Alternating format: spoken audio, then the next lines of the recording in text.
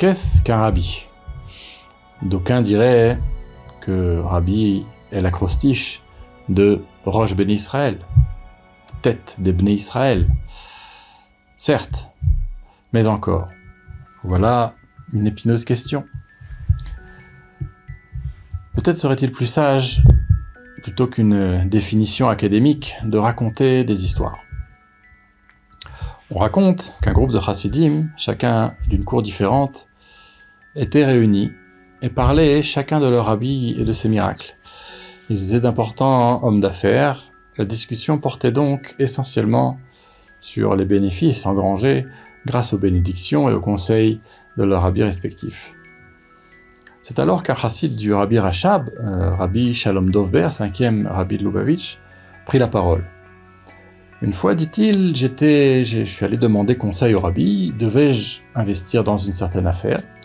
Le rabbi répondit positivement, et j'ai tout perdu. Silence. Ses amis le regardent interloqués. L'un d'eux brise ce silence et dit « Et donc, le miracle ?» Le miracle? Eh bien, c'est que je suis resté chassid de mon rabbi. Un rabbi sait ce qui est bon pour son chassid, même si ça ne lui plaît pas forcément. Une autre histoire. Une fois, un chassid rentra en Yechidout, en entretien privé avec l'Admor HaZaken. Il se plaignait d'un grand manquement dans son service de Dieu. En effet, il adorait manger des pommes. Un tel désir bassement matériel ne pouvait que le déranger dans sa soif de spiritualité. Comme explique le Tanya, les désirs matériels, pour un plaisir égoïste, sont un mur entre l'homme et Dieu. Il expliqua que cela faisait des années qu'il luttait, priait pour être délivré de cette ta'ava, de ce désir, mais rien n'y faisait. Le rabbi lui dit alors, répète après moi, je n'aime pas les pommes, je n'aime pas les pommes, je n'aime pas les pommes. Et le chassid n'aima plus les pommes. Un peu facile, me direz-vous? Pas tant que ça. Le rabbi n'aurait jamais fait ce miracle si le chassid n'avait pas travaillé sur lui-même pendant toutes ces années. Mais voilà, certaines choses ne peuvent être corrigées par la simple prière. Il y a besoin d'un rabbi pour dévoiler des grandes lumières. Encore une histoire? Allez.